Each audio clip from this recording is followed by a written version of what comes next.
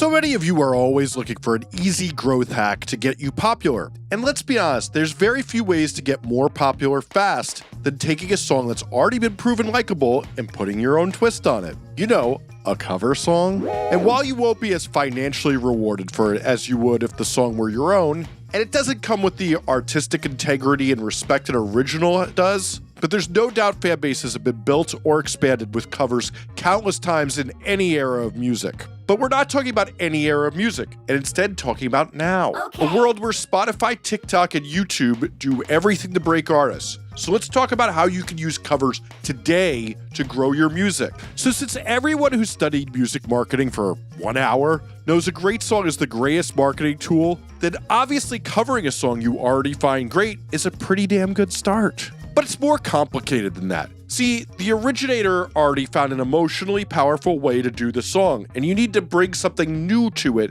since why would they listen to you make a, well, not as powerful version? Now, I know some of you's mothers told you you're so special, so you think just the fact that you yourself are covering a song makes it special. But while we're all unique snowflakes, some of you are the ones we have to shovel the car out from, and frankly, are pretty damn annoying. But truly think about this. The only way a cover works is if you can, 1, find an emotion that's underplayed. For example, some of the most popular covers are finding an emotion that was present in the original, but wasn't what was the dominant emotion in the originator's version. 2, you put the song in a context that's different. For example, the punk song about heartbreak turned into a slow acoustic ballad can be highly impactful. Sometimes a song was recorded in a genre that isn't necessarily the matching genre music-wise to what the lyrics expressed. Or 3, you take a song no one in your genre is familiar with and popularize it, but truly, you're dead in the water if you take a great bedroom pop song and just do another poorly recorded version of it with an inferior performance to the original. Never mind taking a #1 hit song everyone knows and making a less well-produced version of it without as powerful a performance. You'd have more luck investing your marketing efforts into climbing a building naked with your Spotify URL painted on your body. Okay, sorry, both of those things are useless ideas. But let's talk about actual marketing for cover songs. So we need to understand a dynamic here. So fun fact, Spotify actually doesn't let you pitch cover songs to playlists, which I know is weird, but let's make it even weirder. I can tell you something, they do add them to playlists, since I see them on there all the time. So what this really tells me is, if the playlist curator recognizes the song or you put that it's a cover in your pitch, it may get denied. But if you're doing, like we said above, and taking a song others don't know and putting a new spin on it, then, well, you could probably get away with it. But here's my philosophy. Covers are not what usually excels for Spotify marketing in the first place.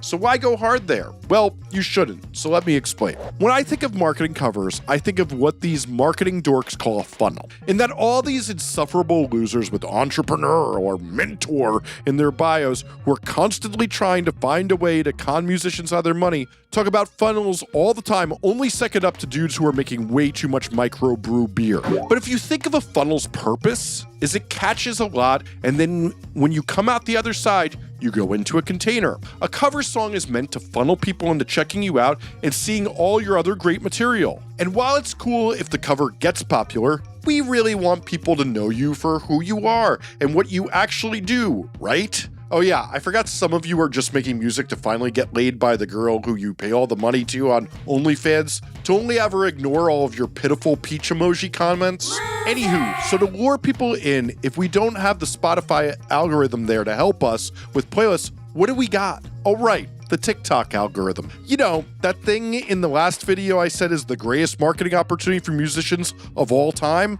And since we're now in the earworm era of music marketing, and yeah, if you missed that video, definitely hit the description and watch it.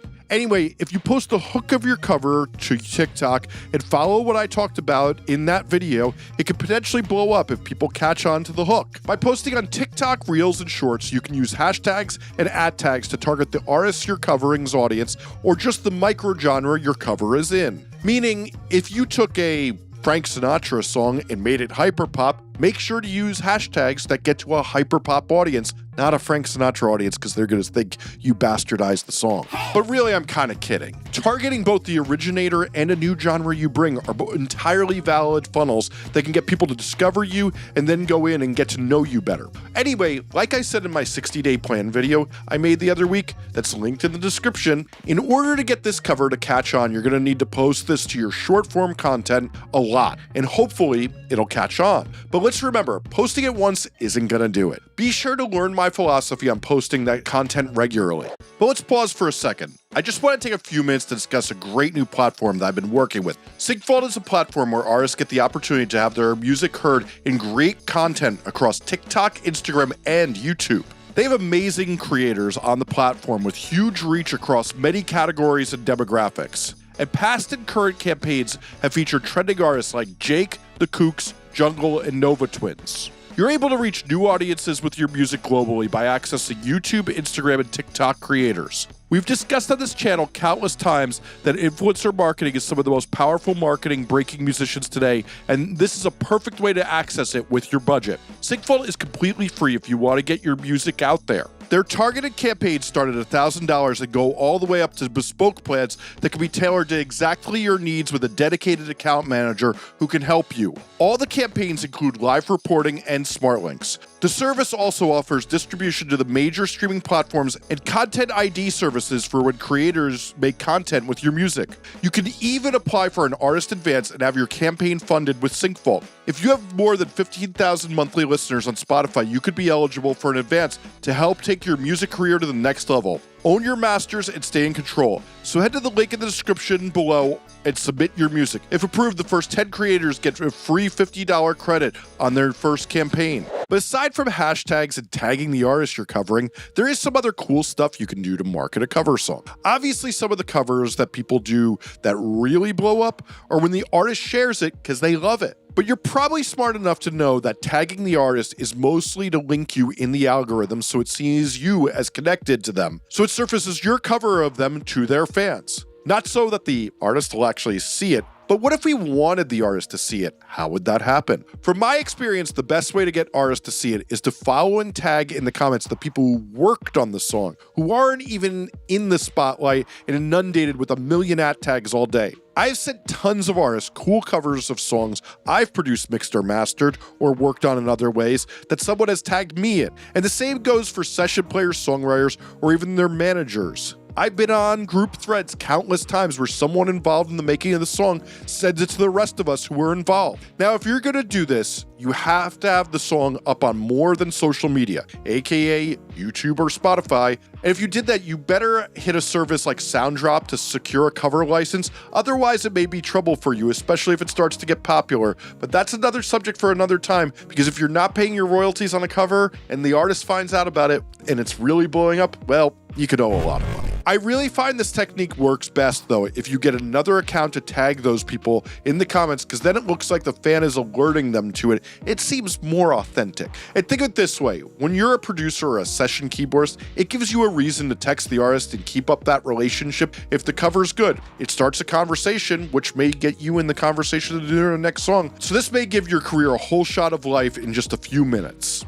And if you have trouble finding who worked on the song, well, you could buy the CD or vinyl, check Spotify for credits. There's also sites like AllMusic or Discogs that list credits pretty extensively, though those sites are kind of getting worse as time goes on. But there is another way. Some artists do those cool credit posts on social media like Instagram, so you can check their Instagram if you see that, if the song is from the past few years. But all we've talked about so far is posting short little hooks of your song, not the full-length version of the song. As we discussed previously, Spotify likes to be fed new content less often than YouTube does. And for a lot of you, your Spotify is a curated place of your best material, and SoundCloud, Bandcamp, and YouTube are littered with your lesser content you've released for the fans, no matter how few of them there are. Those sites are also often where many of you test out what material to post on Spotify, as I have advised in the past, and think this is a great idea. So I really like to put the full cover on YouTube, since the way YouTube works is as it sees being shared, it recommends it to more people it thinks may like it.